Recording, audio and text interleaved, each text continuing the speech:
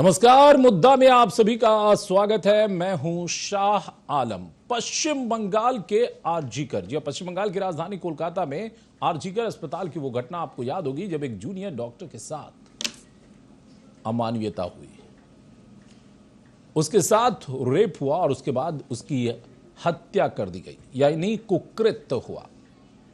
उसके साथ वो घटना हुई जो इंसानियत में शर्मसार करने वाली है।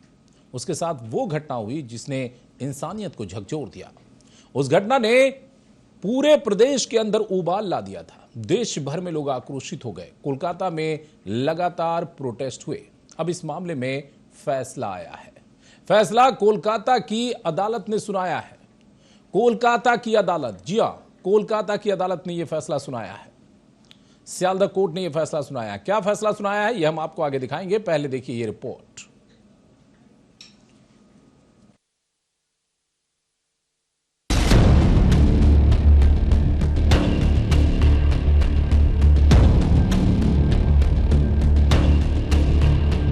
आरजीकर मामले में सियालदह कोर्ट का फैसला। संजय राय को अदालत ने माना दोषी। सोमवार को होगा सजा का ऐलान। एक जूनियर डॉक्टर के साथ रेप के बाद की थी हत्या। सोमवार को सजा की घोषणा होगी। जो खबरें छन कर आ रही हैं कि सोमवार को सजा की घोषणा होगी। जी हां, कोलकाता के सियालदह की सत्र अदालत ने आरजीकर मेडिकल कॉलेज में 31 वर्षीय ट्रेनी डॉक्टर के साथ बलात्कार और हत्या मामले में मुख्य आरोपी संजय राय को दोषी करार दिया है। जज अनिर्बान दास ने संजय रॉय को भारतीय न्याय संहिता यानी बीएनएस की धारा 64, बलात्कार के लिए सजा 66, मृत्यु का कारण बनने के लिए सजा और 103 हत्या के तहत दोषी ठहराया है। सियालदह कोर्ट के अतिरिक्त जिला एवं सत्र न्यायाधीश अनिर्बान दास ने मुकदमा शुरू होने के 57 दिन बाद फैसला सुनाया। जज ने संजय रॉय को दोषी ठहराते हुए अपनी टिप्पणी में कहा, तुम्हें सजा मिलनी चाहिए। कोर्ट रूम में जो सुनवाई कर रहे थे तो न्यायाधीश ने कहा कि आप दोषी हैं। संजय राय खड़े थे न्यायाधीश के समक्ष। कोर्ट ने कहा कि आपको दोषी पाया गया है। जो कानूनी कार्रवाई हुई है उसमें साफ पता चल रहा है कि जितने तथ्य मिले हैं वो सब आपके विरुद्ध हैं। आप दोषी हैं। रेप के लिए आपको कम से कम, यानी दुष्कर्म की घटना के लिए कम से कम 10 साल की सजा या फिर फांसी की सजा। इसके अलावा आक्रमण करने के लिए यानी शरीर पर चोट पहुंचाने के लिए कम से कम 25 साल की कैद या फिर उम्र कैद।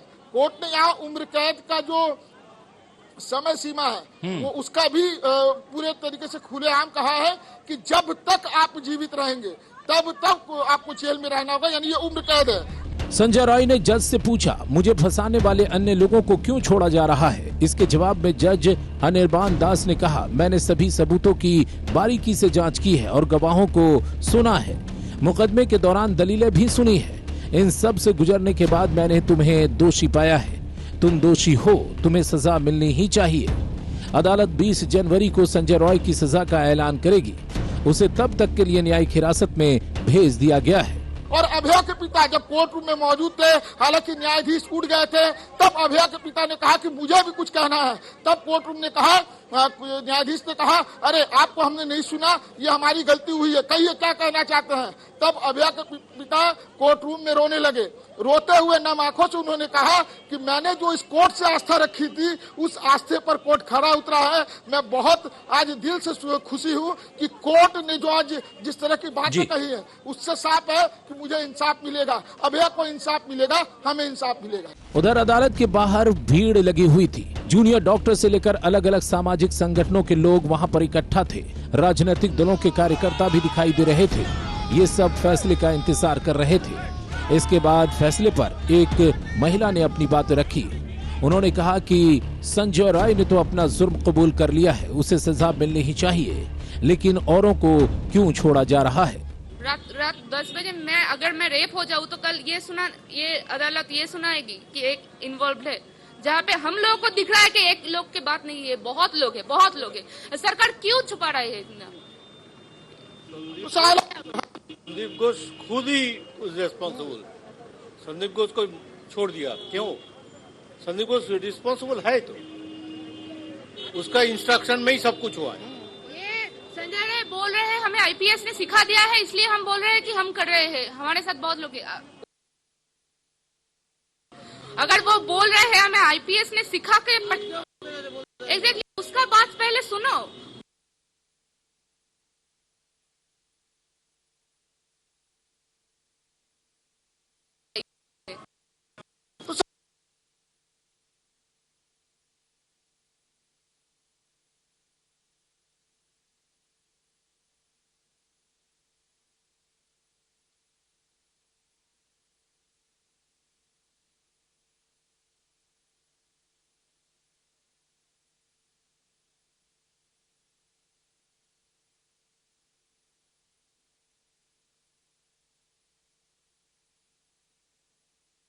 शामिल थे। पिछले साल 9 अगस्त को महिला ट्रेनी डॉक्टर का शव आरजीकर अस्पताल के सेमिनार हॉल में अर्धनग्न अवस्था में मिला था। कोलकाता पुलिस ने सीसीटीवी फुटेज और क्राइम सीन से मिले साक्ष्यों के आधार पर सिविक वॉलंटियर संजय रॉय को गिरफ्तार किया था। कोलकाता हाईकोर्ट के आदेश पर सीबीआई ने इस केस को अपने हाथों में ले लिया था और जांच शुरू की थी। केंद्रीय जांच एजेंसी ने भी अपनी चार्जशीट में संजय रॉय को ही मुख्य आरोपी माना था और उसके लिए कोर्ट से सजाए मौत की मांग की थी।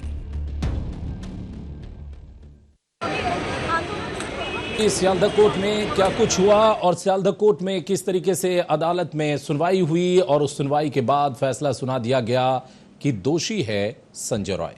हमारे साथ जो मेहमान मौजूद हैं उन मेहमानों से हम चर्चा करेंगे। हमारे साथ कविता गुप्ता जो कि सोशल एक्टिविस्ट हैं, महिलाओं के अधिकार के लिए बहुत लड़ाई लड़ती हैं काफ़ी लंबे समय से। कविता जी आपका बहुत बहुत वेलकम है, बहुत बहुत स्वागत है। हमारे साथ नफीरुल इस्लाम जो कि एडवोकेट है कलकत्ता हाई कोर्ट में। नफीरुल इस्लाम आपका भी बहुत बहुत स्वागत है। हमारे साथ दूसरे खास मेहमान डॉक्टर निखिल प्रसून जुड़ेंगे जो कि एक चिकित्सक भी हैं और बीजेपी के नेता भी हैं, वो भी हमारे साथ जुड़ेंगे। डॉक्टर निखिल प्रसून का भी हम स्वागत करते हैं। और हमारे साथ एक और मेहमान को जुड़ना था लेकिन आखिरी समय में उनकी तबीयत नासाज होने की वजह से वो नहीं जुड़ पाई हैं, यानी कि मंजू अग्रवाल जी जो कि सीनियर एडवोकेट हैं कलकत्ता हाईकोर्ट में। खैर, आज जिन सवालों को लेकर हम चर्चा करेंगे वो सवाल बिल्कुल साफ है। हमारा पहला सवाल है, आरजीकर मामले में संजय रॉय दोषी करार, सजा सोमवार को। सजा में क्या हो सकता है, क्या चाहता है देश? हालांकि जज ने जो संकेत दिए हैं उसके भी क्या मतलब है, ये भी जरा हम समझने की कोशिश करेंगे। दूसरा सवाल, संजय रॉय ने कहा बड़े लोगों को छोड़ा गया, मायने क्या है? किन बड़े लोगों की बात संजय रॉय कर रहा है और संजय रॉय की बातों को जांच में क्यों नहीं ध्यान दिया जा रहा है? यह भी दूसरा सवाल है और बहुत ही इंपॉर्टेंट सवाल है। और तीसरा सवाल, सोमवार को सजा के बाद अब यह पूरी प्रक्रिया क्या होगी? आखिर कब तक फांसी पर झूलेगा इसका दोषी? क्योंकि दोषी तो अब हो चुका है संजय रॉय, लेकिन क्या उसे फांसी ही मिलेगी, उम्र कैद मिलेगी, उम्र कैद मिलेगा या फिर फांसी पर उसे लटकाया जाएगा? और जो भी सजा मिलेगी उसका क्रियान्वयन कब तक होगा? इन तीनों ही सवालों को लेकर हम चर्चा करेंगे। हमारे साथ जो मेहमान हैं उनको हमने रूबरू करा दिया है। चर्चा की शुरुआत सबसे पहले हम एडवोकेट नफीरुल इस्लाम से ही करना चाहेंगे। नफीरुल इस्लाम, आज जो कुछ भी दिखा कोर्ट में उससे एक बात स्पष्ट हो गई कि दोषी है संजय रॉय, और जो कोलकाता पुलिस कह रही थी शुरुआती दौर में वो बात सच साबित हुई और संजय रॉय दोषी साबित हुआ है। सोमवार को सजा का ऐलान होगा। जज ने जो संकेत दिए हैं उससे ऐसा लग रहा है कि उसे उम्र कैद या फिर फांसी की सजा होगी। इस पूरी सुनवाई को, इस पूरे फैसले को आप किस रूप में देखते हैं कानून के जानकार के तौर पर? सभी का स्वागत है, आदाब ताज़ा टीवी के स्पीकर को जी। देखिए, आज जो प्रोनाउंसमेंट हुई है और एडिशनल डिस्ट्रिक्ट एंड सेशन जज सियालदह माननीय जनाब निर्मल दास जी ने जो डिक्लेयर किया, पूरी सुनवाई, पूरी ट्रायल इन कैमरा में चलने के बाद और ये फैसला लिया उन्होंने संजय राय के सामने, और संजय राय को उन्होंने कहा कि आपके ऊपर ये इल्जाम साबित होता है और आप इस मामले में पूरी तरीका से इंडिविजुअली दोषी पाए जाते हैं रेप और मर्डर के इल्जाम में, जो आपने 9 अगस्त की वो अंधेरी रात में कलकत्ता के सरजमीन में आरजीकर अस्पताल में आपने किया था। और उसके रिप्लाई में संजय राय ने जो कहा कि मैं निर्दोष हूं, मुझे फंसाया जा रहा है, उसने अपना एक पक्ष रखा है, लेकिन क्योंकि माननीय अदालत ने एक फैसला सुनाया और फैसला ये है कि जो इसमें मैक्सिमम पनिशमेंट हो सकती है वो है सजाए मौत की, कैपिटल पनिशमेंट, डेथ पेनल्टी जिसे कहा जाता है, और जो मिनिमम पनिशमेंट होगी वो है आजीवन कारावास यानी कि लाइफ इम्प्रिजनमेंट। और इसका जो क्वांटम है वो सोमवार को 20 जनवरी को सियालदह की ये अदालत फिर से सभी के सामने सुनाएगी और तय करेगी कि इस आरोप के बुनियाद पर इस आरोपी को जिसके खिलाफ ये जुर्म सिद्ध हुआ है, साबित हुआ है, पूरी तरीके से 57 दिनों के ट्रायल चलने के बाद तो इस पे सजा क्या होनी चाहिए जी। और क्वांटम की बात आपने की, लोग वहां मौजूद थे। नफीरुल इस्लाम साहब, क्वांटम की बात आपने की, यानी सजा के ऊपर चर्चा होगी। दोनों पक्ष, जाहिर तौर पर जो संजय रॉय के वकील है वो कोशिश करेंगे कि मिनिमम पनिशमेंट हो, यानी जो न्यूनतम सजा है वो हो, जो उम्र कैद है, और जो सीबीआई के वकील होंगे वो ये पैरवी करेंगे जो मैक्सिमम है यानी मृत्यु दंड यानी फांसी, वो सजा हो। लेकिन यहां पर एक चीज हम आपसे समझना चाहेंगे, 2 पॉइंट को जिस तरीके से संजय रॉय ने अदालत में पॉइंट आउट किया है। एक ये कि मैं गरीब हूं इसलिए मुझे फंसा दिया गया, और बड़े लोग जो हैं वो बच गए, उनके नाम पर जांच में लीपापोती हुई। और दूसरा पॉइंट कि मैंने रुद्राक्ष की माला पहन रखी थी, अगर मैंने कोई अपराध किया होता तो वो रुद्राक्ष की माला टूट गई होती, उसका जिक्र नहीं है। इन दोनों पॉइंट से क्या आपको लगता है कि जब सजा के ऊपर बहस होगी तो संजय राय के वकील कुछ कन्विंस कर पाएंगे जज को, और ये बता पाएंगे कि एक और चांस चाहिए जिसमें कि उन लोगों को इन्वॉल्व किया जाए, जो बड़े लोग हैं वो शायद आ जाए सामने? और दूसरा ये कि रुद्राक्ष की माला का जिक्र क्यों नहीं है? क्या ये पॉइंट कुछ बन रहा है, या फिर चूंकि वो दोषी साबित हो गया है तो बचने के लिए कुछ भी कह रहा है? देखिए, एक बात स्पष्ट कर दूं, और ये जानना मेरे लिए भी बहुत जरूरी है और लोगों के लिए, जनता के लिए भी बहुत जरूरी है, क्योंकि सभी के दिलों में वो आक्रोश थी जो 9 अगस्त की सुबह में कलकत्ता के सरजमी पे पेश नजर आया था। और ये है कि जब किसी के ऊपर कोई आरोप सिद्ध हो जाता है तो वो आरोप किसी कटोरे में बैठ के सिद्ध नहीं किया जाता है। सीबीआई हो या उसके अलावा स्टेट की कोई एजेंसी हो, राज्य की हो, केंद्र की कोई भी एजेंसी हो, जब वो किसी केस में जांच करने के बाद फाइनल रिपोर्ट चार्जशीट जमा करती है तो एक चीज समझ में आ जाता है कि अब जांच के अंदर कुछ भी नहीं बचा है। अगर बचा रहता तो फिर सप्लीमेंट्री चार्जशीट दायर करने की जगह वहां वो लिखकर जमा करती, लेकिन संजय राय के खिलाफ जो चार्जशीट सीबीआई ने दर्ज की और ट्रायल के दौरान जो बहसे हुए दोनों पक्षों को लेकर, जिसे माननीय न्यायाधीश जनाब अनिलमर दास जी ने भी कहा कि रेप और मर्डर से जुड़े हुए तथ्यों के ऊपर जो डीएनए रिपोर्ट है वो केवल एक ही आदमी के फॉरेंसिक रिपोर्ट पे पाए गए। अब देखिए, किसको छुपाने की कोशिश की जा रही है और किसको बचाने की कोशिश की जा रही है, ये अपने आप में बहुत बड़ा सवाल है, क्योंकि सीबीआई देश की सबसे इम्प्रोवाइज्ड और सबसे सक्षम एजेंसी है। वो एजेंसी है कि जब कोई एजेंसी किसी चीज की जांच नहीं कर पाती है तब सीबीआई को सौंपा जाता है किसी भी करप्शन हो, किसी भी एलिगेशन के चीजों को, बुनियाद को जानकारी निकालने के लिए, उसे खंगालने के लिए। तो सीबीआई, ये पहली बात। और दूसरी बात, जो संजय राय ने अपने समक्ष में कहा कि मेरे गले में रुद्राक्ष था, अगर मैंने ऐसा किया होता तो वो टूट जाता, तो मैं अपने आप को इंडिकेट करके कह रहा हूं कि अगर मैं टोपी पहनकर हूं और गले में अगर कोई धार्मिक गमछा है तो इसका मतलब ये नहीं होता है कि मैं गलत काम नहीं कर सकता हूं या मैं गलत काम करने जा रहा हूं तो मेरी टोपी गिर जाएगी। इससे कोई सिद्ध नहीं कर सकता है। देखिए, कोई भी आदमी है, कहने का ये भी अदालत मतलब में है ना, उसके कहने का मतलब यह है कि मैंने जो रुद्राक्ष की माला पहन रखी थी, अगर मैं रेप करता, अपराध करता, तो मेरे अगेंस्ट जो वहां पर जो डिफेंस होता लड़की की तरफ से, उस डिफेंस में वो माला टूट जाती। ये शायद वो कहना चाह रहा हो। एक एंगल ये भी है ना, दूसरा एंगल चलिए कि एक धार्मिक मान्यता का, एक एंगल तो ये भी है ना कि वो माला टूट जाती है। देखिए, अगर ऐसी कोई माला आरोपी संजय राय ने पहन रखी थी, तो चार्जशीट में इस माले को लेकर जो उनके गले में होनी चाहिए थे, कहीं ना कहीं दोनों पक्षों के पास वाद और विवाद का एक मुद्दा रहता। और मुझे लगता है कि चार्जशीट में ये मुद्दा कहीं सामने नहीं आया। यही वजह है कि संजय राय अब अपने आप को आज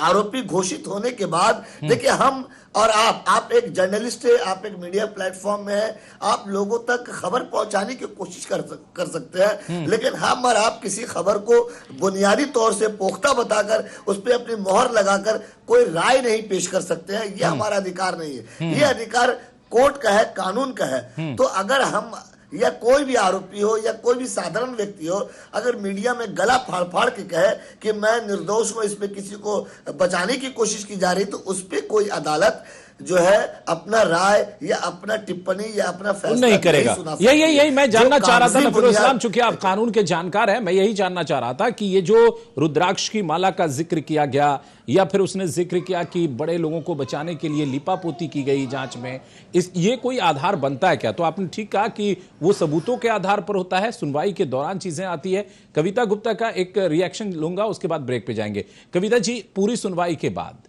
एक महिला के नाते कितनी उम्मीद जगी है कि महिला को इंसाफ भी मिलेगा, यानी अभया को, और साथ में कि महिलाओं के साथ देश भर में अपराध ना हो, उसके लिए कोई नजीर पेश कर पाएगी अदालत इस मामले से? देखिए, जिस दिन ये घटनाएं घटी, आजकल की घटना, उस दिन मैं स्पॉट में थी। मैं ये केसेस लेके डीसी ऑफिस गई थी। तो जाने के बाद पूरा सन्नाटा था, नॉट डीसी। मैंने पूछा क्या हो गया? बोले दीदी आजकल में एक घटना घटी है, सब प्रशासन वहीं पे है, सीपी भी वहीं पे है। तो मैं वहां स्पॉट में गई, जाने नहीं दे रहे थे वो लोग अंदर। बोले एक डॉक्टर का मौत हो चुका है। तो जब जाने नहीं दे, मैं वापस चली आई। फिर मैं टीवी के सामने जब देखी तो घटना के पूरे विवरण मेरे को पता चला, ऐसे ऐसे घटनाएं घटा। फिर बाद में आस्ते आस्ते वहां पे सीपी पहुंच गए। जब सीपी पहुंच गए, सबसे बड़ी बात है, जब पुलिस कमिश्नर वहां पे पहुंच गए, तब मैं ह्यूमन राइट्स लेके जब काम करती हूँ, मेरे एक भीतर एक आस्था था बंगाल को लेके, जी इसका कुछ ना कुछ एक रास्ता निकलेगा। तो फिर मैं आस्ते आस्ते खबर सारा दिन मैं पढ़ती गई, देखती गई। तो मेरे को बाद में पता चला जी ये संजय के बारे में, ये संजय राय एक इंसान है जिन्होंने ऐसा ऐसा काम किया। फर्स्ट ऑफ ऑल, यहाँ पे रुद्राक्ष की माला की बात आ रही है, जो मैं सुना। जब अरेस्ट पुलिस करता है, शरीर में कोई भी चीज रहता नहीं है, सब खोल के वो लोग रख देते हैं। जब उनका कहना संजय राय को, जब मैं रेप कर रही थी तो नोचा नोच में जा सकता था, टूट सकता था। तो ये मेरे को ये बात जमी नहीं, ये बात जमी नहीं। ये हिंदू मुस्लिम की बात नहीं है। वो टोपी की बात बोले, फिरोज जी ने गमछा की बात बोले, इनके बारे में मैं ह्यूमन राइट्स में पूरी जगह जगह में छानबीन की।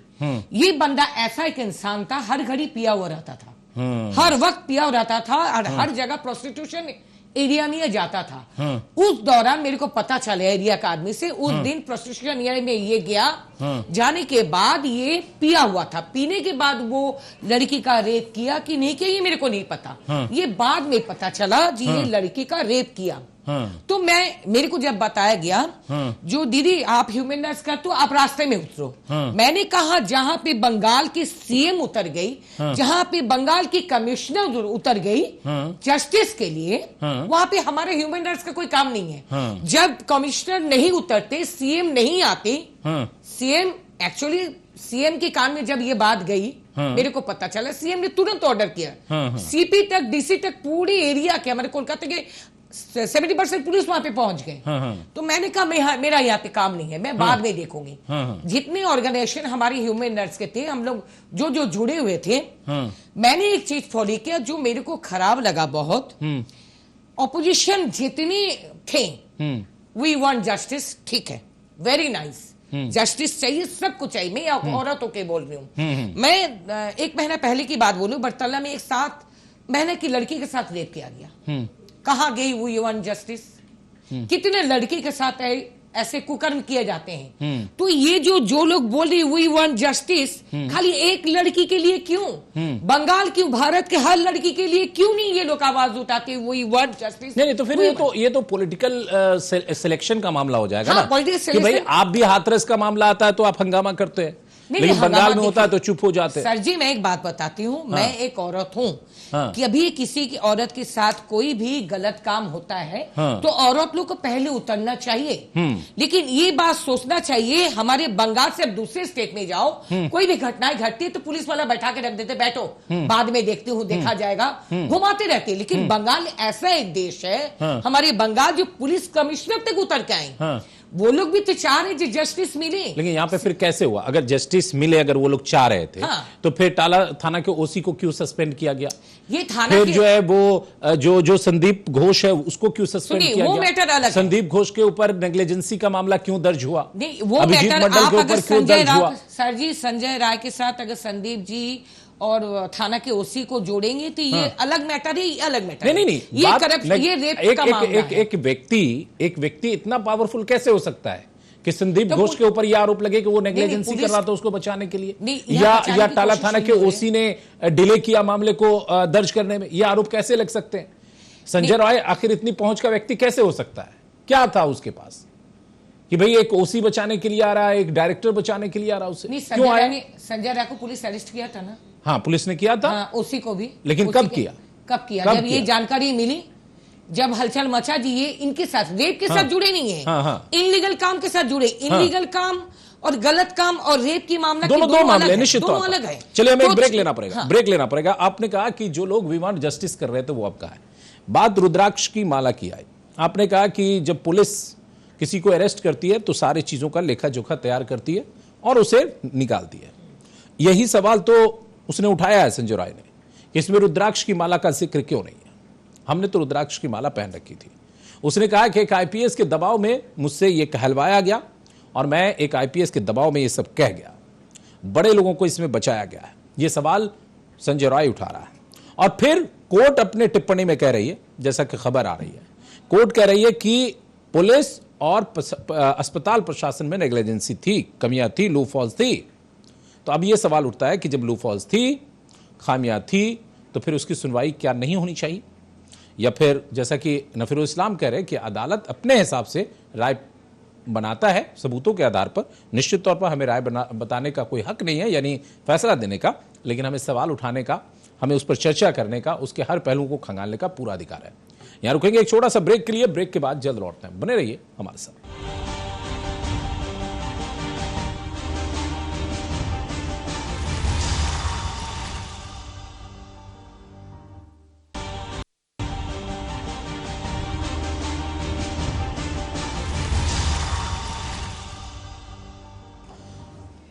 ब्रेक के बाद एक बार फिर से आप सभी का स्वागत है। आपको बता दें कि आज हम चर्चा कर रहे हैं आरजीकर मामले में संजय राय को दोषी करार दिया गया है और उसे फांसी की सजा हो सकती है, ऐसा संकेत मिल रहा है, क्योंकि जिन धाराओं के तहत उस पर यह जुर्म साबित हुआ है उसमें धारा 64 यानी 64 बलात्कार के लिए सजा, धारा 66 मृत्यु का कारण बनने के लिए सजा और धारा 103 हत्या के तहत दोषी ठहराया गया।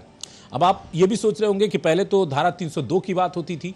दरअसल पहले जो कानून था वो पुराना कानून था, सीपीसी उसको बोलते थे, और माफ कीजिएगा सीआरपीसी, और अब जो कानून है वो है बीएनएस, भारतीय न्याय संहिता। तो उसके तहत धाराओं के जो अंक हैं वो चेंज हुए हैं। इसके हिसाब से धारा 64 में बलात्कार के लिए सजा होगी उसे, यानी 3 अलग अलग मामलों में उसे सजा होगी। अब देखना होगा जिस दिन सजा का ऐलान होगा, जो बहस होगी उसमें क्या होता है। मैं कविता जी एक सवाल और करना चाह रहा था आपसे, उसके बाद मैं आगे जाऊंगा कि महिलाएं भी महिलाओं के इशू पर सिलेक्टिव क्यों हो जाती हैं।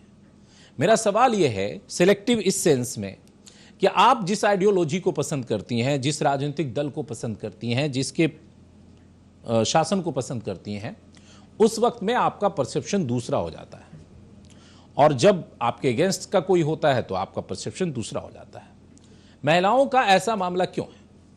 कम से कम महिलाओं के लिए तो ऐसा नहीं होना चाहिए ना। महिला महिला है भाई। मुझे याद है कि आप ही मैंने पहला शो जब आपके साथ किया था तो मुझे याद है कि एक महिला को हक दिलाने के लिए आप उस बारात में पहुंच गई थी जहां पर वो वरमाला होना था कि आपने कहा रुको, एक लड़की को इंसाफ चाहिए। उस लड़की का मैंने भी इंटरव्यू किया था।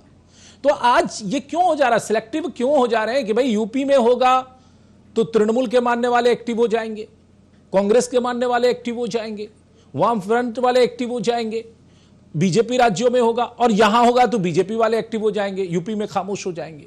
अगर इस तरीके से हम सिलेक्टिव रहेंगे तो फिर क्या होगा? सर जी, सिलेक्टिव आइडियोलॉजी के बात मैं नहीं बता रही हूँ, मैं पर्सनैलिटी नहीं कर रही हूँ, किसी पॉलिटिकल पार्टी के समर्थन में बात नहीं कर रही हूँ। मैं महिला को लोगों को लेकर ही बात करना चाह रही हूँ। मैं भी एक महिला हूँ। मैं ये बात आपको बताना चाह रही थी, ये बिहार यूपी का बात मैं पहले भी कह चुकी हूँ, मैं बिहार की लड़की हूँ, यूपी मेरी ससुराल है, मैं बिहार यूपी बंगाल हर स्टेट में घूमती हूँ। तो मेरे को पता है जो ये स्टेट में जब एक मैटर को देखिए, इससे पहले भी बहुत मैटर हो चुकी है हमारे बंगाल में, बहुत सी रेपिस घटनाएं घट चुकी हैं। अभी आप बोल रहे हो जो अपॉर्चुनिटी एक पार्टी का होके कर सकते हो, कर रही हो, ऐसी आपका बातचीत को मेरे को लगा नहीं। इससे पहले भी बंगाल में बहुत रेप हो चुका है, कोई उच्च बात नहीं थी, किसी का कोई जानकारी नहीं पहले था। हो चुका है तो आज भी होगा, ये तो सही नहीं है ना? आज के दिन में मैं आज के दिन की बात बता रहा, आज जी का लेकर ही बता रही हूँ। आज जी का लेके मैं भी व्यथित थी, लेकिन मैं ये बात बताना चाहती, जब यहाँ के पुलिस वहां पे एक्टिव हो चुके थे, जब सरकार एक्टिव हो चुकी थी इस मामला को लेके, तब हमने बोला जी ठीक है, मैं देखती हूं क्या होता है। तो संजय राय जो है वो तो सामने आ चुका। सीपी भी बोले थे हमारे कोलकाता के जो विनीत कुमार गोयल जी, यही मेन काल्पिट है, इसी का सब कुछ लग रहा। जानकारी पुलिस क्या करती है, इन्वेस्टिगेशन करती है ना, तो हमने भी इन्वेस्टिगेशन पूरा किया था, पूरे ये एरिया में इनके बारे में जानकारी की थी। बीजेपी के प्रवक्ता भी हमारे साथ जुड़ रहे हैं, उनसे हम ये सवाल करेंगे कि क्या आज ये सच साबित हुआ कि कोलकाता पुलिस का इन्वेस्टिगेशन सही दिशा में था, पुलिस सही से काम कर रही थी, इसको बाद में पॉलिटिसाइज किया गया विपक्षी पार्टियों की तरफ से। वी वांट जस्टिस आपने किया, करना चाहिए, महिलाओं को हक दिलाना है, दिलाना चाहिए। किसी के साथ भी अपराध हो तो लोगों को स्टैंड करना चाहिए, समाज को कास्ट, क्रीड, धर्म, मजहब, पार्टी, पॉलिटिक्स, रंग भेद सबसे ऊपर उठकर उस वक्त में ह्यूमैनिटी एक ग्राउंड होना चाहिए और सब लोगों को ऊपर आना चाहिए। लेकिन जब लोग सिलेक्टिव हो जाते हैं, पार्टी पॉलिटिक्स की बात करते हैं, तब ये सवाल उठ जाते हैं। हमारे साथ एडवोकेट नफीरुल इस्लाम है। नफीरुल इस्लाम, आपने बहुत कानूनी तरीके से 2 पॉइंट पर आपने बातों को रखा, रुद्राक्ष की माला और आपने डीएनए का भी जिक्र किया और आपने कहा कि अगर कोई पावरफुल है तो ये सीबीआई है। अदालत जो है वो सबूतों पर बात करती है, अदालत जो है वो बाहर बैठकर चर्चाओं पे बात नहीं करती है। मैं आपसे ये कह रहा हूं कि क्या यहां से ये बात साबित हो गई कि कोलकाता पुलिस की जो जांच है वो सही दिशा में थी और लोग नहीं थे इसमें शामिल, इसको पॉलिटिसाइज किया गया, एक परसेप्शन बिल्डअप किया गया, एक नैरेटिव चलाया गया कि बहुत सारे लोग इसमें हो सकते हैं, और फिर इसी वजह से यह बवाल इतना बड़ा हुआ। आज कोर्ट में यह साबित हो गया कि नहीं, दोषी एक ही है, वो है संजय रॉय, या फिर इसमें और भी मौका है जिसमें कि हाईकोर्ट में जाके चीजें जुड़ सकती है, क्योंकि कोर्ट ने अपनी टिप्पणी में एक बात कही है कि पुलिस और स्वास्थ्य महकमे यानी अस्पताल प्रबंधन की भूमिका सही नहीं थी। तो क्या ये इस दिशा में एंडोर्स करती हैं कि जब मामला हाईकोर्ट में जाएगा, हालांकि इसके बाद तो अभी सेशन कोर्ट में जाना है, हाईकोर्ट में जब मामला जाएगा तो वहां पर कुछ और फाइल खुल सकती है, सीबीआई कोई सप्लीमेंट्री चार्जशीट के लिए मांग कर सकती है, कुछ और नाम को ऐड ऑन कर सकती है, या फिर अब चीजें फाइनल हो गई, अब बहस नहीं होगी, अब पॉइंट पे चर्चा होगी, चीजें आगे बढ़ेगी। क्या है नफीरुल इस्लाम? देखिए, आज तो अदालत को जो करने का था वो अदालत ने कर दिया है जी, और अदालत ने सीबीआई के चार्जशीट के ऊपर ही ये फैसला किया है। तमाम तथ्यों को नजर में रखते हुए, तमाम तथ्यों को सुनने के बाद, तमाम एग्जामिनेशन को देखने के बाद, तमाम रिपोर्ट्स को पढ़ने के बाद, तमाम डीएनए फॉरेंसिक की जांच को समझने के बाद आज माननीय अनिर्बन दास जी के बेंच पे जो फैसला आया है और आरोपी संजय राय को उन्होंने जो इस मामले में आरोपी घोषित कर दिया है। अब क्वांटम का मामला है, क्वांटम यानी कि इसे पार्ट बेस में किस तरीके से इस सजा को डिप्यूट किया जाएगा, इनके ऊपर लागू किया जाएगा, इसकी बात वो 20 तारीख को दोपहर के 12:30 बजे अदालत में रखेंगे। लेकिन जब 9 तारीख की सुबह ये दुर्घटना होती है और पूरा शहर कलकत्ता में हड़कंप मच जाता है और गली गली में, रास्ते में, चौराहे में लोग निकल जाते हैं जानने के लिए कि हकीकत में हुआ क्या था, और उसके बाद उस दोपहर के बाद लोग सड़कों पे आ जाते हैं अपने हाथों में प्ले कार्ड्स लेकर, झंडे लेकर, निशान लेकर, वी वांट जस्टिस का, जिससे लोग अपने आक्रोश को दिखाना चाहते हैं। और फिर उसी वक्त बंगाल की मुख्यमंत्री माननीय ममता बनर्जी ने खुद ये ऐलान कर दिया कि कलकत्ता पुलिस के कमिश्नर की अगुवाई में इस मामले की जांच चल रही है और जो भी आरोपी है जल्द से जल्द उसे दबोचा जाएगा। और 24 घंटे के अंदर ने कलकत्ता पुलिस, जो एक जमाने में स्कॉटलैंड यार्ड का मुकाबला किया करता था, जिसे केंद्र सरकार ने पिछले कई सालों से एनसीआरबी की रिपोर्ट के तहत एक बेहतर पुलिस के अवार्ड से सम्मानित किया है, माना जाता है, वो कलकत्ता पुलिस ने ये काम किया। और ममता बनर्जी जो इस राज्य की मुख्यमंत्री है, मैं उनका दिल से खैर मकदम करता हूं कि उन्होंने तुरंत ये बात भी कही थी कि अगर हमारी पुलिस किसी नतीजे पर नहीं पहुंचती है तो मैं जल्द से जल्द इस मामले को सीबीआई के हवाले कर दूंगी। और उससे पहले ही 4 दिन के बाद कलकत्ता हाई कोर्ट ने पब्लिक इंटरेस्ट लिटिगेशन के, यानी आप कह रहे हैं कि मुख्यमंत्री एक्टिव हुई, पुलिस एक्टिव हुई और फिर नतीजे भी आए, लेकिन उसको पॉलिटिसाइज किया गया। डॉक्टर निखिल पसून जुड़ गए, उनसे हम एक चर्चा करते हैं। डॉक्टर निखिल पसून, वेलकम है, आपका बहुत बहुत स्वागत है सर। यहां एक बात घूम फिर कर आ रही है कि आज दोषी पा लिया गया संजय रॉय को, अदालत ने दोषी करार दे दिया है। सजा जो है उस पर बहस जो है वो सोमवार को होगी और उस पर भी फैसला आ जाएगा। लेकिन एक बात साबित हो गई कि कलकत्ता पुलिस सही थी। उसने कहा था कि इस शख्स ने ही इस घटना को अंजाम दिया है, और आज भले वो बयान में कह रहा है कि हमारे गले में रुद्राक्ष की माला थी, अगर हम अपराध किए होते तो टूट गया होता। भले वो कह रहा है कि एक आईपीएस के कहने पर वो ये सब कुछ कह रहा है, लेकिन कोर्ट इस बात को मानने को तैयार नहीं है, क्योंकि कोर्ट के सामने या सीबीआई की दलीलों में इन सब चीजों का जिक्र नहीं है। तो आपको लगता है कि पॉलिटिकल पार्टियों ने बेटी की इज्जत को भी पॉलिटिसाइज कर दिया? डॉक्टर निखिल पसून, उस पर राजनीतिक रोटी चमकाने की कोशिश कर रही थी और उसमें आपकी पार्टी भी शामिल थी। आज का दिन बड़ा महत्वपूर्ण रहा है। इस घटना से हम लोग मानसिक तौर पर बंगाल का समूचा जनमानस, चाहे एक चिकित्सक के रूप में, एक सामान्य राजनीतिक कार्यकर्ता के रूप में और एक नागरिक के रूप में मैं व्यक्तिगत रूप से जुड़ा रहा जी, बिल्कुल। और पूरे पश्चिम बंगाल में, कलकत्ता में नहीं अपितु गांव-गांव में जिस तरह से जो एक तरह से जो सिविल सोसाइटी है, उसके सब लोग मिलजुल करके जिन्होंने एक न्याय की गुहार लगाई, वो स्वातंत्र्योत्तर भारत में वैसा उदाहरण है, लेकिन विरले हैं, कम हैं। मुझे ऐसा लगता है कि इस आंदोलन ने एक तरह से सत्ता के मद में चूर जो लोग थे उनकी भी आंखें खोलने का काम किया है। आज एक ऐसा दिन था जो जितना आंदोलन हुआ था, जितना अन्वेषण हुआ था, एक अंतिम परिणति पहुंचने के जगह पर आज हम लोग थे। आज जो भी फैसला आया है उसमें यह निरूपित किया गया है कि वो संजय राय दोषी था और उसे सजा की घोषणा सोमवार को की जाएगी जी। लेकिन इसके साथ साथ ही मैं ये रेखांकित करना चाहता हूं कि सीबीआई हो या आम जनता हो या जितने जूनियर डॉक्टर्स हैं, उन्होंने कभी ये नहीं कहा कि संजय राय पूरी तरह निर्दोष है। सबका ये मानना था, आम सहमति थी कि संजय राय ने अकेले ये काम नहीं किया होगा।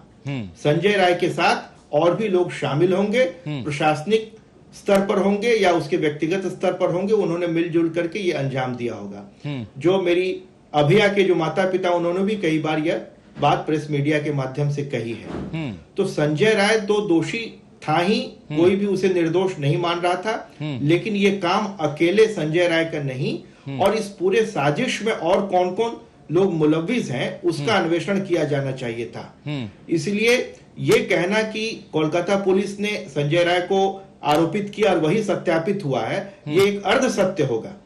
बाकी लोग जो इसमें मुलव्विज हैं, इसमें साजिश की क्या परतें रही हैं, उसे खोलने के लिए सीबीआई के पास पर्याप्त सबूतों का अभाव था। इस वजह से शायद सीबीआई ने अभी तक सप्लीमेंट्री चार्जशीट दाखिल नहीं किया है। लेकिन मैं अभी भी मानता हूं कि जांच के क्रम में अगर कभी भी कोई ऐसा सबूत मिले तो मैं दरखास्त करूंगा सीबीआई से या ऊपरी अदालतों से कि उसका संज्ञान लेते हुए नफीरुल जी इस पर कुछ कहना चाह रहे हैं? कॉन्स्पिरेसी में जो लोग शामिल थे जी, उन्हें भी सजा दिए जाने चाहिए जी, ताकि न्याय अपने वास्तविक परिणति से को पहुंच सके और लोगों के जो मानसिक उद्विग्नता है उसे भी शांत करने की आवश्यकता है। कैसे होगा डॉक्टर ये कैसे होगा बड़ा डॉक्टर निखिल पसून, ये कैसे होगा? आप अगर हाथरस के मामले पर चुप रहेंगे, आप उन्नाव के मामले पर चुप रहेंगे, आप बीजेपी शासित राज्यों में कठुआ के मामले में चुप रहेंगे और फिर आप कहेंगे कि भाई महिलाओं को हम इंसाफ दिलाना चाहते हैं और इस पर परिणति हो कि भाई महिलाओं को इंसाफ मिले, तो ये कैसे होगा? कोई जो है वो कठुआ और हाथरस इन सब चीजों पे एग्रेसिव हो जाए और बंगाल पे चुप रहे। अगर आप सिलेक्टिव हो जाएंगे, पॉलिटिकली चीजों को आप कैलकुलेट करेंगे, तब महिलाओं को इंसाफ कैसे मिलेगा?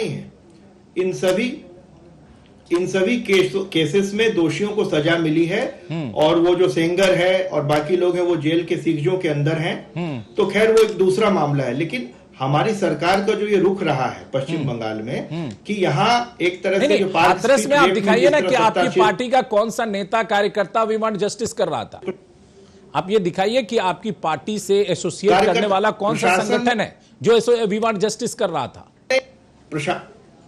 यूपी में क्या वी वांट जस्टिस कर रहा था? लोग हैं उनके खिलाफ कार्रवाई की, ठीक है, उनके खिलाफ कार्रवाई की और जेल के सीगजों के अंदर हैं। जो सेंगर विधायक है वो भी जेल के अंदर है। हाँ। लेकिन यहां क्या हुआ कि जिस तरह से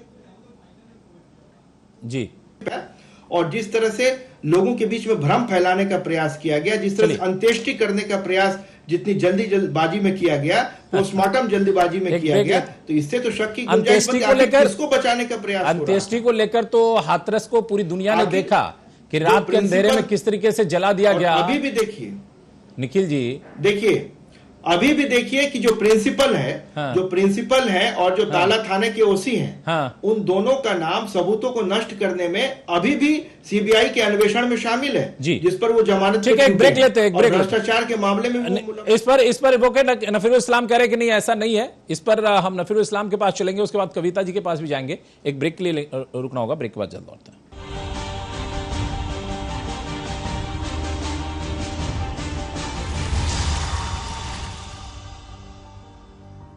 के बाद एक बार फिर से आप सभी का स्वागत है। आप देख रहे हैं मुद्दा, और मुद्दा में जिन सवालों को लेकर हम चर्चा कर रहे हैं वो सवाल है आरजीकर मामले में संजय रॉय दोषी करार, सजा सोमवार को। संजय रॉय ने कहा बड़े लोगों को छोड़ा गया, मायने क्या है, सोमवार को सजा के बाद अब पूरी प्रक्रिया क्या होगी। हमारे साथ तमाम खास मेहमान मौजूद हैं, चर्चा को आगे बढ़ाते हैं।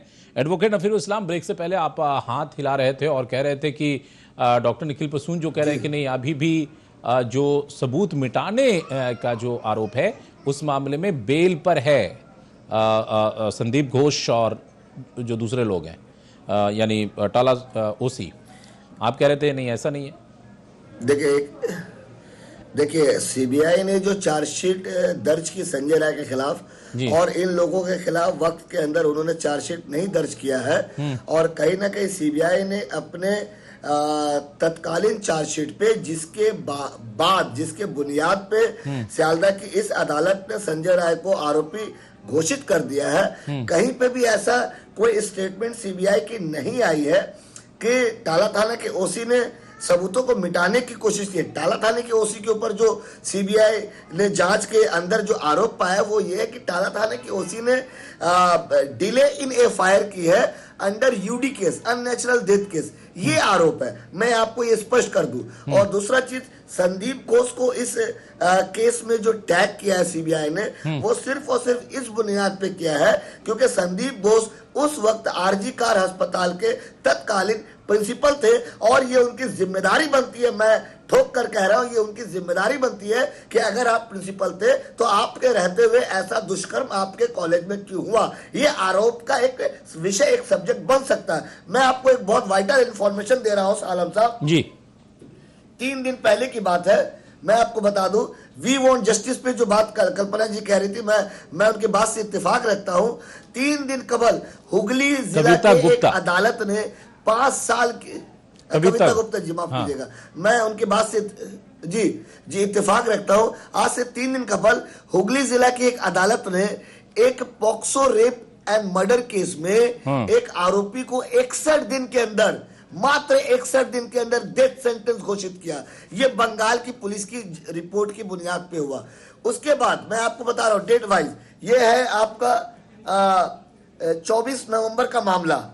उसके बाद मैं आपको बता दूं कि 6 दिसंबर को इसी बंगाल में दक्षिण 24 परगना में एक और माइनर के साथ इसी तरह का दुष्कर्म होता है, जिसे 62 दिन के अंदर बंगाल पुलिस चार्जशीट भी जमा करती है, ट्रायल भी होती है, और उस निचली अदालत सेशन कोर्ट उस आरोपी पर उस चार्जशीट के बुनियाद पे तथ्यों को देखते हुए उसे भी डेथ सेंटेंस, सजाए मौत देती। उस वक्त ये लोग कहाँ रहते हैं कि जब ऐसे छोटे छोटे बच्चियों के, हमारी बच्चियों के साथ दुष्कर्म किया जा रहा है, वो प्लेकार्ड कहाँ रहता है, वो आवाज कहाँ रहती है कि वी वांट जस्टिस, ऐसे 3 महीने में बहुत बड़े बड़े जजमेंट आए हैं। उस वक्त ये राजनीतिक लोग कहाँ रहते हैं, ये मेरा सवाल है। डॉक्टर निखिल बसून, आपने सुना कि बंगाल पुलिस का परफॉर्मेंस देखिए। अभी 2 घटनाओं का इन्होंने जिक्र किया कि पॉक्सो केस में, रेप एंड मर्डर के केस में बंगाल पुलिस का ये 2 एग्जाम्पल दे रहे। ऐसी घटनाएं, लेकिन ये घटनाएं घटी क्यों? बंगाल पुलिस का ये दायित्व तो नहीं इन घटनाओं को रोकना? बंगाल पुलिस की अकर्मण्यता को देखते हुए, या बंगाल के जो पुलिस वाले हैं सभी दक्ष हैं, सक्षम हैं, उनका सम्मान करते हैं, लेकिन राजनीतिक दबाव में वो उनकी अकर्मण्यता जग जाहिर है। कोई भी ऐसा केस, आपने कामदुनी का जो केस देखा है, जो एक सीपी थे, उन्हीं के नेतृत्व में इन्वेस्टिगेशन चल रहा था, जिस तरह से सारे बरी होकर के निकल गए और उसके बाद जो है सुप्रीम कोर्ट में मामला गया। तो मैं ये कहना चाहूंगा, जिस तरह से राजनीतिक दबाव में पुलिस वालों को काम करना पड़ता है, वो अपने पूरे प्रोफेशनलिज्म के साथ काम नहीं कर पाते हैं। जिस तरह से जो तृणमूल के जो लोकल गुंडे लोग हैं, वो पुलिस पर अपना आधिपत्य का इस्तेमाल करते हैं, उन पर मानसिक दबाव बनाते हैं, जिस वजह से ये घटनाएं घटती हैं। और उसके बाद उसके, लेकिन ये बात भी तो सच है ना, अनुसंधान पर एक मिनट असर पड़ता निखिल जी, नफीरुल इस्लाम से मेरा एक सवाल है, नफीरुल इस्लाम, लेकिन ये बात भी सच है ना कि आरजीकर अस्पताल के अंदर लोग प्रोटेस्ट कर रहे थे और उन पर हमला किया गया। ये भी तो सच है ना, ये तो फेलियर है ना कलकत्ता पुलिस का। वो कैसे हो गया? जी मैं जवाब दे दूं। मतलब ये कि बंगाल में कोई विवाद जस्टिस नहीं कर सकता, आप ये कहना चाह रहे हैं नफीरुल इस्लाम? इस बात से इत्तेफाक नहीं रखता हूं, मैं जवाब दे रहा हूं। देखिए, अस्पताल में जो दुर्घटना हुई, हमारे देश में एक सिस्टम है, एक लॉ एंड ऑर्डर, एक जुडिशरी है। चाहे निचली अदालत हो, उचली अदालत हो, या देश की सर्वश्रेष्ठ अदालत हो, किसी ना किसी को संज्ञान लेना है। और यही वजह है कि उस वक्त के तत्कालीन चीफ जस्टिस DY चंद्रचूड़ साहब ने तुरंत संज्ञान लिया और बंगाल सरकार पे भी फटकार लगाई। और बंगाल सरकार उस फटकार के बाद बंगाल सरकार एक हलफनामा देने में मजबूर हो गई कि हमारी गलती कहाँ थी और कहाँ नहीं थी। आप इस तरीके से किसी को क्रिटिसाइज नहीं कर सकते। देखिए, मैं एक आम व्यक्ति हूँ, मैं रात के अंधेरे में किसी वजह से अपने घर को जा रहा हूँ और कोई आकर मेरे पेट पे छुरा भोंक दे, तो इस पे पुलिस का कोई रोल नहीं है। पुलिस मेरे पीछे पीछे घूमता नहीं रहेगा। कोई बंगाल पुलिस हो, कलकत्ता पुलिस हो, देश की कोई भी पुलिस हो, नहीं, अपराधियों में भय तो होना चाहिए ना। पुलिस जो है अगर केवल अनुसंधान करने के लिए नहीं है, अपराधियों में भय भी तो रहना है ना, नहीं है। पुलिस का रोल उससे पहले भी आता है। हाँ, अपराधियों में भय तो रहना चाहिए ना कि भाई यहाँ पुलिस है, कानून है, तो पुलिस का काम है, वही तो प्राइमरी काम है। मैं उसी पे आ रहा हूँ, अपराधियों में भय होना चाहिए। और ये भय कब होगा? जब हमारी अदालत ऐसे अपराधियों को जल्द से जल्द वक्त में, कम से कम वक्त में, सख्त से सख्त ऐसी सजा दे जो दूसरे अपराध करने वाले ऐसी मानसिकता के लोग हैं, उनके जहनों में ये डर पैदा हो कि किसी भी नागरिक के साथ मुझे छेड़छाड़ करने का अधिकार नहीं है। कविता जी, सवाल यह कि अब तो इस मामले में चलिए ऐसी उम्मीद जताई जा रही है कि फांसी की सजा हो जाएगी। इससे पहले भी 2 घटनाओं का जिक्र किया नफीरुल इस्लाम ने, इससे पहले भी बहुत सारी फांसी हुई है, बावजूद इसके ये घटनाएं रुक नहीं रही हैं। अभी देखिए बंगाल को लेके कितना वी वांट जस्टिस हुआ, नारे लगे, मुद्दा भी बहुत हाइप हुआ, नाइट वो एक हुआ था रात दखल, 14 और 15 की रात में जिस दिन वो घटना घटी थी, वो सब Yes. कुछ हुआ। आज ही की घटना मैं बता रहा हूं कि रिम्स के एक सैफ के जवान पर, जो सिक्योरिटी में वहां पे जवान होते हैं, उन पर एक लड़की ने बलात्कार का आरोप लगाया है और उसने कहा है कि हम अस्पताल में अपने हस्बैंड के साथ इलाज कराने आए थे चतरा से। इलाज चूंकि नहीं हो पाया था तो हम रात में स्टे कर गए थे अस्पताल में। अस्पताल के बाहर हम खड़े थे, सिक्योरिटी का जवान आया, उसने उस पर कुछ आरोप लगाया कि तुम लोग कुछ गलत हरकत कर रहे हो, चलो हम जांच करेंगे। और उस बहाने उस लड़की को लेकर छत पे जाता है लिफ्ट के जरिए और छत पे जाके वो रेप करता है।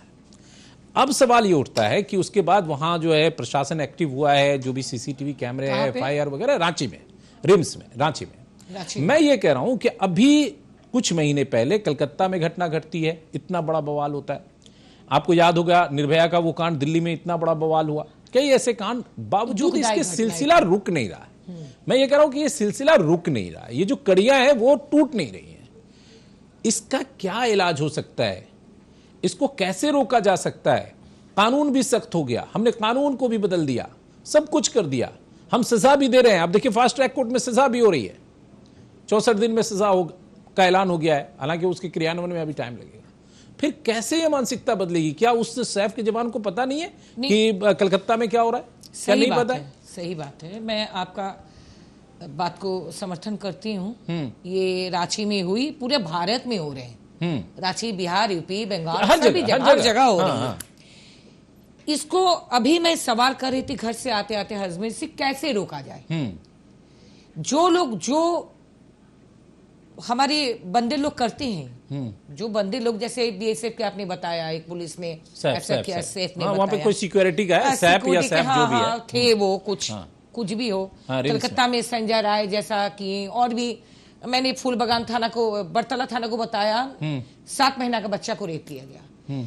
इसको मैं अभी बोल रही थी कि हर जितने को एजुकेशन कॉलेज है, अगर वो हर जगह जाकर एक टीम बनाया जाए, ये जब मानसिक इनकी स्थितियां बदल जाती है, मानसिक स्थितियां मतलब ये जब एग्रेसिव हो जाती है, कैसे एग्रेसिव होती है?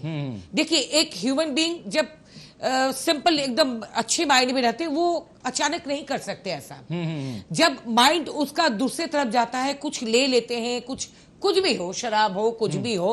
ये संजय राय ने जो किया, ये शराब पिया हुआ था, शराब के नशे में, उसको पता भी नहीं था किसकी बेटी है, किस बेटी को मैं मार रही हूँ, हमारी माँ भी एक बेटी है।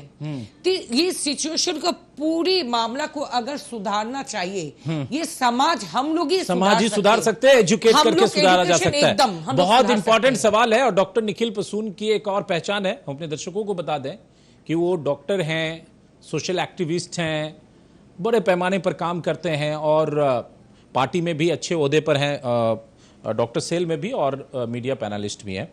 लेकिन डॉक्टर साहब दिमाग के डॉक्टर भी हैं, यानी न्यूरोलॉजिस्ट हैं। अब आप समझ सकते हैं, उसमें DM है आप।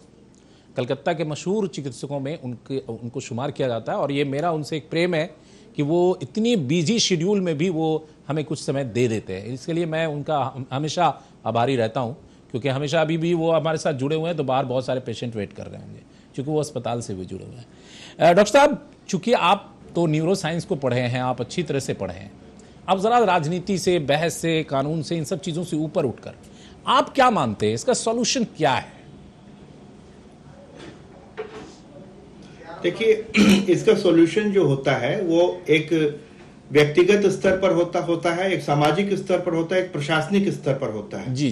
कुछ ऐसे लोग होते हैं जो कि जेनेटिकली या व्यवहारगत तरीके से आपराधिक प्रवृत्ति के होते हैं। तो शुरू से स्कूल स्तर पर या कॉलेज स्तर पर उनकी पहचान करना और उनके काउंसलिंग की व्यवस्था करना, हर स्कूल या कॉलेज में साइकोलॉजिकल काउंसलर्स की आवश्यकता होना चाहिए, ताकि उन्हें प्रॉपर मार्गदर्शन मिल सके। क्योंकि जो डिफेक्टिव चाइल्डहुड जो एक्सपीरियंसेस होते हैं, उससे उपजा हुआ या एक मानसिक तत्व है जी। तो मुझे लगता है कि जो बच्चों को का जो साइकोलॉजिकल स्क्रीनिंग और उसके काउंसलिंग की प्रॉपर व्यवस्था स्कूल के स्तर पर हो जी। दूसरा कि व्यसन जो है, जिस तरह का सिगरेट, शराब और नशा का जो व्यसन है, वो भी इससे जुड़ा हुआ है। तो व्यसन के प्रति अभियान चलाने की आवश्यकता है, जागरूकता फैलाने की आवश्यकता है, और उसमें जो पहले ही दहलीज पर हो उसे ही आइडेंटिफाई करके उससे दूर करने का प्रयास किया जाए। तीसरी बात यह है कि जो पुलिसिंग है, पुलिसिंग जो सामाजिक पुलिसिंग जो है, जो सोशल, जो गांव में पहले पहरेदारी की व्यवस्था थी, तो पहरेदारी का एक नया स्वरूप आना चाहिए सिविल सोसाइटी में, कि जहां व्यक्ति जो है सो अपने गली मोहल्ले में एक तरह से एक सतर्कता का एक वातावरण बने, समितियों के रूप में लोग विजिलेंट रहें, एक दूसरे के साथ सहयोग करें। कोई भी नया व्यक्ति घूम रहा है या कोई भी ऐसा एक संदेहास्पद अवस्था में मिले तो एक दूसरे के साथ सूचनाओं का आदान प्रदान करें, जो कि व्हाट्सएप और जो कम्युनिटीज हैं उनके माध्यम से वहां सिक्योरिटी गार्ड्स रहते हैं जो हाई राइजेस हैं या आसपास, तो उनको आइडेंटिफाई करना। चौथा, जो अकेले में जो वल्नरेबल स्पॉट्स हैं, जो अंधकार वाले जो जगह स्ट्रेचेस हैं, वहां पर रिस्ट्रिक्टेड एंट्री होना, महिलाओं को या किसी को जो है सो एक समय के बाद उस एरिया से ना गुजरना, ये ज्यादा बेहतर है जहां कम लाइट है या जो निर्जन स्थल है, अपने प्रिकॉशन के लिए। तो मुझे ऐसा लगता है कि ये हुआ। और उसके बाद कानून है, कानून में सजा देना, पुलिस पर किसी तरह का दबाव ना हो। बहुत बहुत शुक्रिया सर, आप तमाम मेहमानों का बहुत बहुत शुक्रिया। इस पर और भी चर्चाएं हम लोग करेंगे, क्योंकि एक बहुत बड़ा अभिशाप है अपने समाज के लिए। आज हमारे घर में भी, आपके घर में भी, हमारी माँ, बहनें, बेटियां सब हैं, वो स्कूल जाती हैं, वो ड्यूटी पर जाती हैं, एक डर मन में लगा रहता है, बेटी है, भेजूं ना भेजूं, भेजता हूं तो वहां सुरक्षित नहीं, करूं तो क्या करूं। इसलिए इस पर बहस की भी ज़रूरत है, पहल की भी ज़रूरत है, राजनीति से ऊपर उठने की भी ज़रूरत है। आप तमाम मेहमानों का बहुत बहुत शुक्रिया। नमस्कार।